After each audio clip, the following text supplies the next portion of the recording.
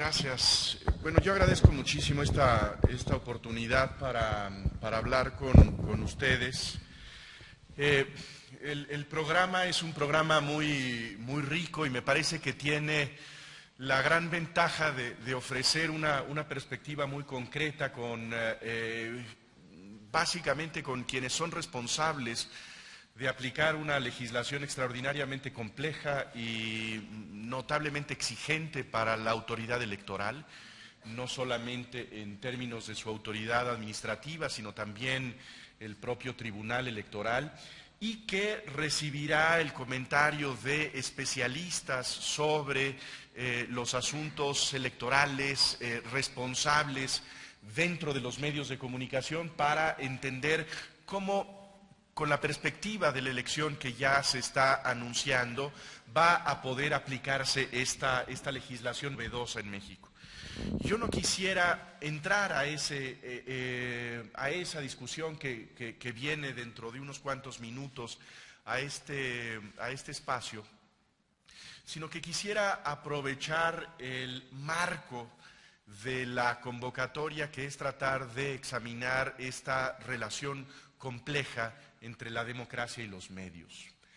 Creo que este es el punto de arranque para cualquier debate en esta materia, tratar de ver de qué forma embona conflictivamente el espacio de la discusión, el espacio de la comunicación, el espacio de la polémica pública con ese régimen de la participación popular y de la competencia electoral.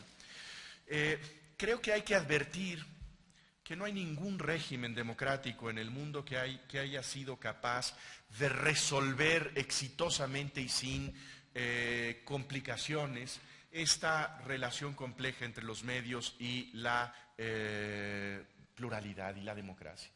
Si hay un par de temas que son los temas sin solución en las democracias contemporáneas, uno de ellos es el tema de los medios, el otro es el tema del dinero.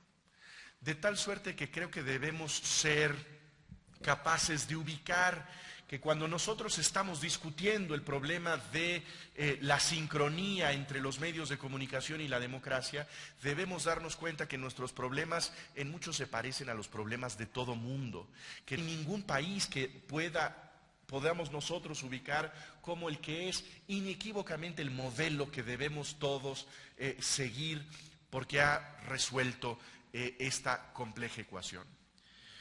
Creo además que discutir el tema de medios y democracia en este momento, y cuando digo en este momento estoy diciendo en este año, en lo que el mundo nos ha lanzado como desafíos políticos y desafíos intelectuales en estos meses recientes, es que debemos entender que este régimen orgulloso es un régimen político con problemas muy serios. No vivimos ya bajo la, arrogancia, la suficiencia de la democracia que sale después del derribo del muro de Berlín y que puede tener incluso la jactancia de decir somos el futuro de la humanidad y no tenemos absolutamente ninguna duda que este es el fin de los problemas políticos del mundo, porque la democracia liberal, la democracia representativa ha resuelto los problemas. Con lo que sucede en Europa, con lo que arroja de dilemas políticos Estados Unidos al planeta, debemos decir que nuestra deliberación sobre la democracia debe ser una deliberación muy crítica sobre el desempeño de este régimen. No una crítica que nos lleve, desde mi perspectiva, a arrojar la tina de la democracia a la basura, pero sí para darnos cuenta que en estos momentos tenemos problemas que parecían menores hace unos cuantos meses, que debemos ser conscientes de que en estos momentos, de lo que vemos nosotros en la indignación europea, de lo que vemos nosotros de trabazón política en los Estados Unidos, debe hacernos demócratas modestos. Es decir, entender que la democracia tiene en estos momentos nuevas exigencias que se complican extraordinariamente. Yo diría, para ubicarlo, que en estos momentos debemos ver que los dos procesos cruciales, que las dos trayectorias básicas de la democracia son trayectorias atrancadas.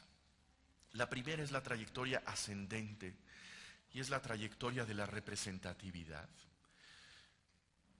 Encontramos en los regímenes democráticos las plataformas eficientes para que la sociedad encuentre voz, encuentre alojamiento adecuado en las instituciones políticas. Yo creo que eso lo debemos poner con signos de interrogación. Lo que hasta hace poco tiempo podríamos decir que era la gran capacidad de las democracias de ser un vehículo, una plataforma, un trampolín para que la gente se hiciera escuchar en el Parlamento, en el Congreso, en el Palacio de Gobierno, etcétera, hoy parece que está siendo cuestionado con gran vehemencia, a veces con mucha rabia en el mundo. Esto que decimos nosotros en México de que no sentimos digamos que nuestra voz está siendo escuchada en el Congreso mexicano, que nuestros diputados no nos hacen caso, que no se parecen a nosotros, es lo que están diciendo los ciudadanos de buena parte de las democracias existentes en el mundo. Y esto creo que tiene que ver con una pregunta clave. Quienes son electos tienen poder. Los que tienen poder son electos por alguien. Y esto que es una pregunta que yo creo que es la pregunta que responden negativamente los marxistas, es una pregunta que debemos preguntarnos con mucha seriedad. ¿Tiene poder el Congreso mexicano frente a lo que sucede en el sistema económico globalizado, frente a los grandes intereses que tienen la capacidad de imponer su voluntad? Quienes tienen esta voluntad para aplicar, quienes tienen la capacidad para hacer valer sus intereses, ¿son electos o no son electos? Esta pregunta es una pregunta que tenemos que hacernos con seriedad, porque la ruta que pensábamos, esta idea de que la vía electoral como la asignación de poder a nuestros representantes está cuestionada muy seriamente. Y por el otro lado, la trayectoria descendente también es una trayectoria atrancada no solamente en México, sino en el mundo. Esta que considerábamos la democracia ejemplar, la democracia norteamericana, fundada por el gran genio de los fundadores de los Estados Unidos, es hoy una democracia que está dando lecciones de cómo no se debe gobernar. Y es una democracia que puede fabricarle problemas a la economía y que puede llevar al precipicio económico a un país que no necesitaba llevar las cosas a esa situación como lo que tuvieron los Estados Unidos hace un par de semanas, que estuvieron muy cerca de darse un balazo en el pie. Las democracias en ese sentido no solamente tienen un problema de representatividad, sino que tienen también un problema de gobernabilidad. Los Estados Unidos, las democracias europeas, están dándonos muestra de que tomar decisiones en un sistema pluralista, en un sistema económico globalizado, es un desafío extraordinariamente complejo y en donde seguramente las recetas que teníamos anteriormente no nos funcionan. Yo creo que el sitio de los medios de comunicación está cruzado por estas dos encrucijadas de las que hablaba hace un momento, que son la exigencia ascendente y la exigencia descendente de la política democrática. Es decir, tenemos un desafío para que la voz social suba, se haga oír, tenga peso, tenga un impacto en las decisiones públicas, y también tenemos un gran desafío para que el poder público tenga la capacidad de hacerse escuchar, de lograr persuadir a través de medios democráticos y no a través de los medios digamos, del impacto de la fuerza exclusivamente. En el caso de México, desde mi perspectiva, lo que encontramos en este momento es un problema fundamental y una solución equivocada. El problema fundamental es el de la concentración de los medios. La solución equivocada es el paternalismo deliberativo. Tenemos en primer lugar que, a pesar de la abundancia de medios de comunicación que tenemos hoy, gracias a la tecnología, a las nuevas herramientas, a los nuevos hábitos, a las nuevas costumbres, estos nuevos mecanismos que tenemos todos nosotros literalmente en nuestra mano para mandar nuestra información, comunicar nuestras opiniones, hacernos llegar fuentes de información diversa.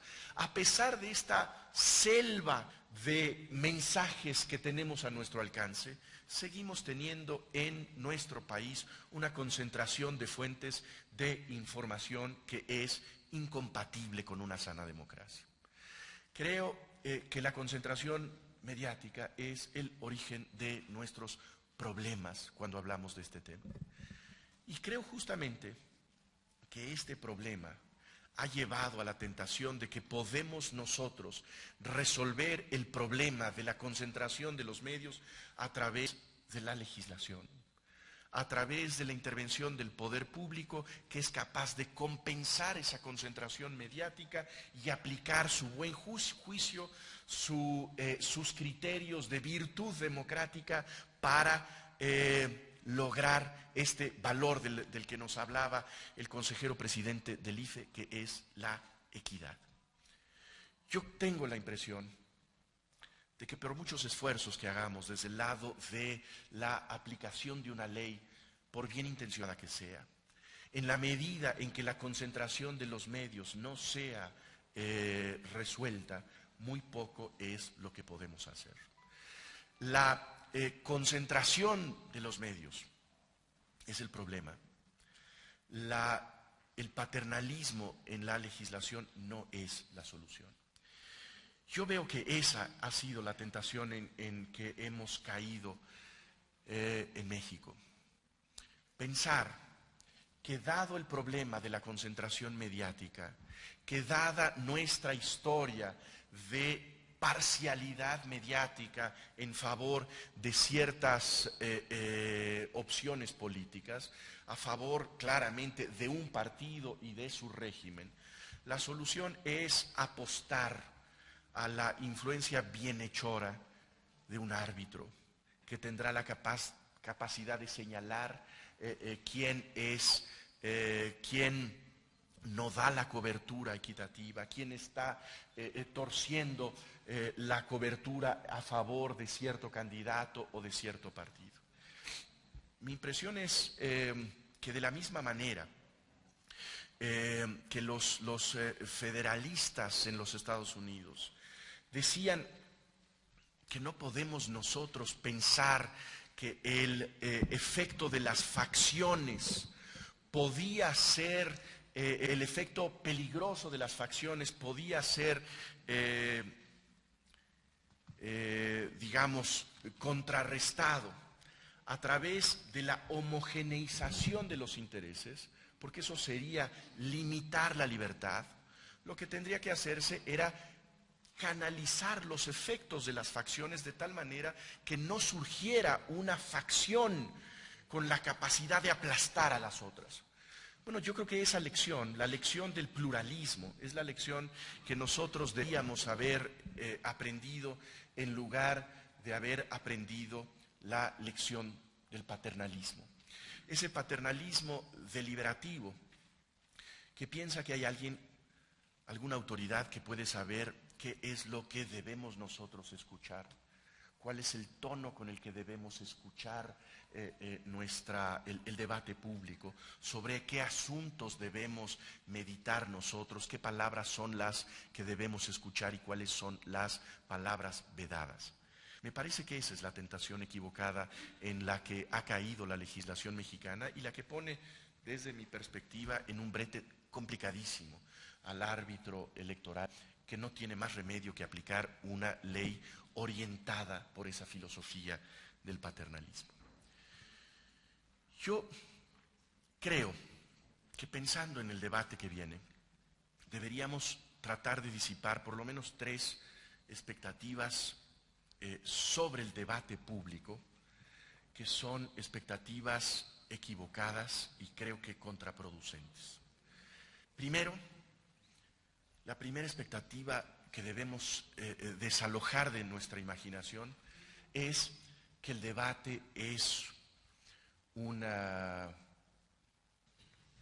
forma de tomar el té, en donde personajes muy civilizados se dedican a intercambiar ideas y opiniones sobre los grandes asuntos de la nación. Yo creo que debemos anticipar, prever, incluso desear que el debate sea un debate rasposo. Yo creo que el debate democrático auténtico es un debate que duele. Yo creo que el debate político es un debate de contraposición, no solamente de ideas, sino también de personalidades, sino también de trayectorias. Y por lo tanto, no veo yo alternativa a la idea de que las campañas electorales son episodios inevitablemente de la polarización política. Quien piense que las elecciones que vienen serán momentos, como se ha dicho hoy durante toda la mañana, eventos de celebración de la unidad nacional, me parece que no entiende lo que es una contienda democrática. Yo esperaría debates auténticos, y por debates auténticos entiendo debates hirientes. Decía esta gran activista, que ha sido una de las voces más enérgicas en la denuncia del totalitarismo y del fundamentalismo islámico, que ella aparecía, hablo de Ayaan Hirsi Ali, que ella aparecía en el escenario público para reivindicar el derecho de ofender. Y creo que esto, que de inmediato hace levantar las cejas, ¿cómo es posible que alguien reivindique el derecho a la ofensa como si eso fuera el ataque de un derecho individual irrenunciable? Me parece que es algo vital en la cultura democrática. Es decir, que nosotros tenemos la capacidad en una sociedad democrática de decirlo todo, siempre y cuando no sea una mentira, y de expresar con toda energía nuestras convicciones, entendiendo que esas frecuentemente hieren al que está enfrente.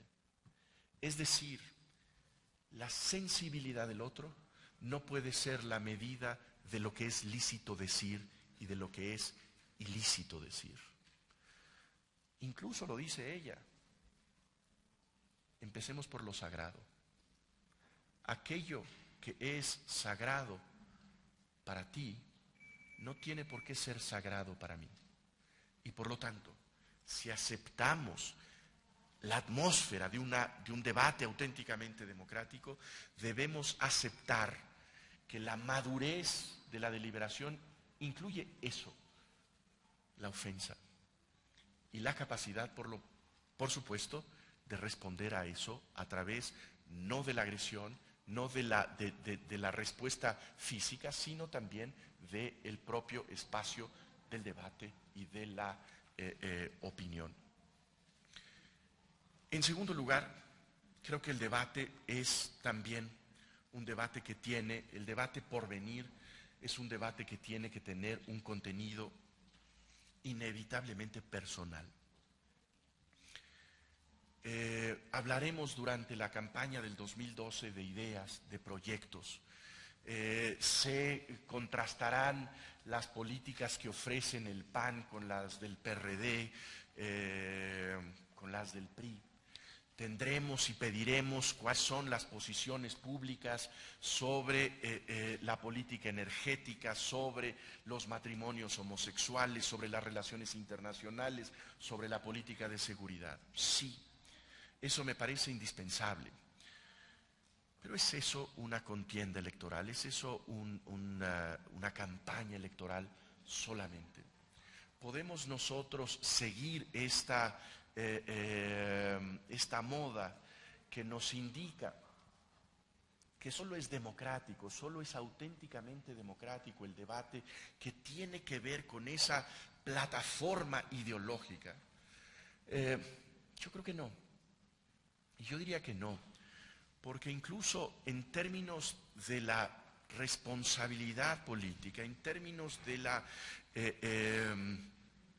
digamos, del juego democrático, podríamos nosotros entender que más importa el talante que la idea, que más importa la experiencia que un proyecto abstracto. Cuando hablamos de un gobernante, desde mi perspectiva, no estamos haciendo un examen profesional sobre la coherencia de un documento escrito. Cuando votamos, no votamos exclusivamente por una idea que en el momento de ganar una elección es aplicada por un rodillo mecánico. Cuando votamos, estamos acudiendo a la confianza.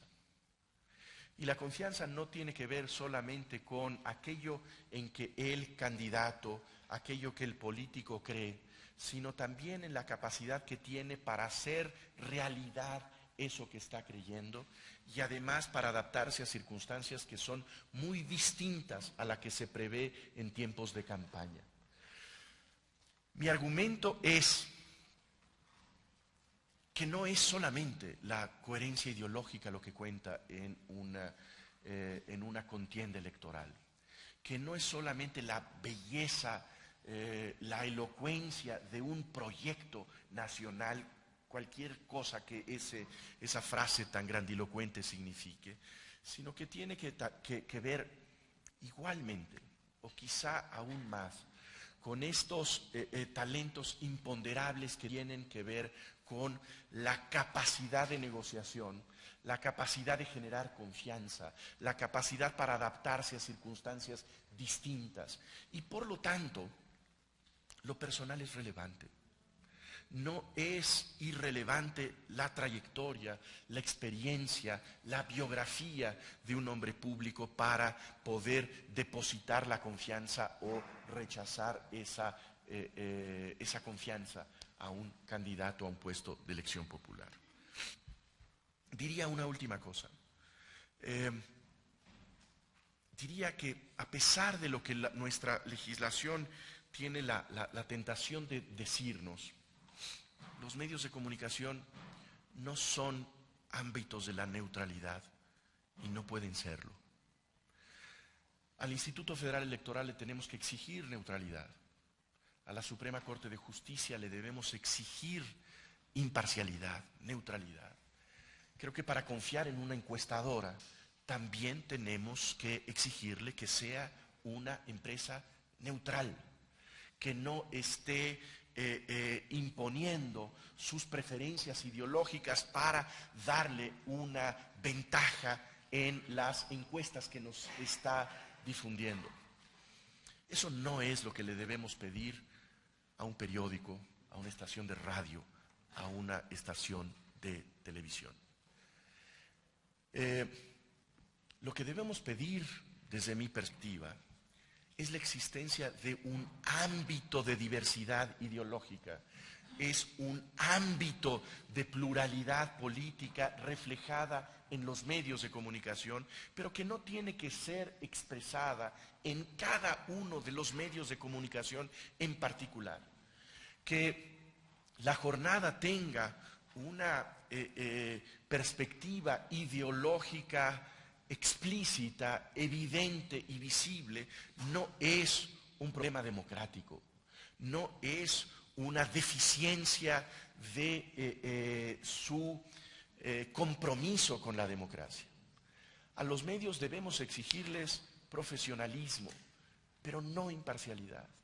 Lo que debemos exigir desde mi perspectiva es que un elector, que un ciudadano pueda tener los referentes diversos para nutrirse de información de acuerdo a sus convicciones o también para escuchar voces distintas a las suyas en particular. Pero el problema no es que existan medios parciales. El problema, insisto, es que hay pocos medios de los cuales pueda nutrirse la información de los electores. Nuevamente creo que para un problema básico no hemos encontrado la solución adecuada. Y la solución adecuada no es tratar de exigir equidad en cada uno de los medios de comunicación, equidad en cada uno de los espacios informativos, sino renunciar a tener un espacio público diverso, un espacio público en donde puedan representarse las distintas visiones de México y en donde exista también un espacio de comunicación pública relevante que pueda servir a la sociedad. No es con la aspiración de medios imparciales, neutrales, que podemos nosotros avanzar en esta demanda, en esta agenda de medios para un régimen más democrático. Concluiría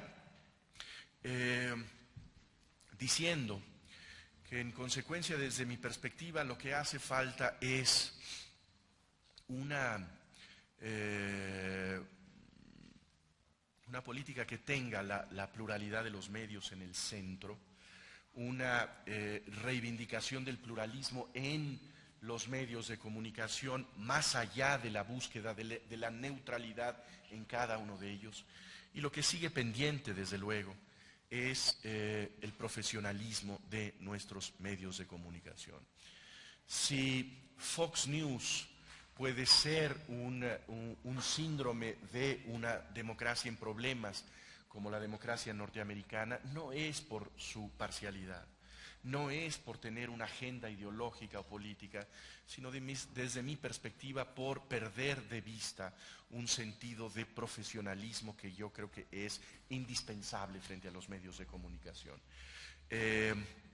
Esta es, a mi entender, la agenda pendiente para tener los medios que necesita la democracia mexicana, medios mucho más abiertos a la diversidad, medios en donde puedan existir fuentes alternas de conocimiento y espacios distintos de crítica a la política mexicana y, desde luego, medios que tengan el profesionalismo en el centro de su labor, en el centro de su actividad cotidiana. No me queda la menor duda de que el gran tema de la democracia mexicana en este momento es el tema de su calidad. Creo que hemos pasado ya una serie de pruebas para entender que hemos cruzado el espacio hacia el pluralismo en México. Creo que esa prueba no tiene reversa, que no podemos regresar a los tiempos del monopolio y de la autocracia, pero sí podemos detenernos aquí donde estamos, que es en el espacio de la democracia improductiva, en el espacio de la democracia mediocre, en el espacio de la democracia que no es capaz de darle resultados a la sociedad mexicana.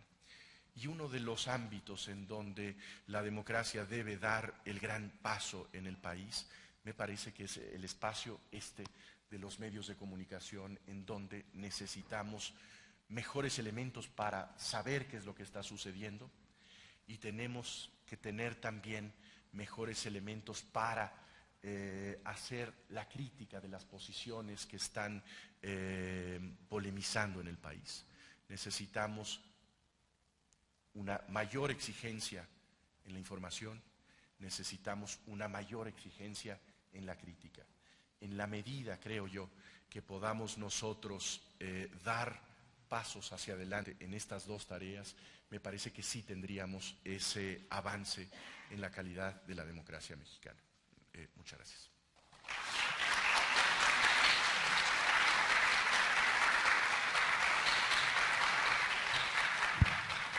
Muchísimas gracias, Jesús. Doctor Manuel Alejandro Guerrero.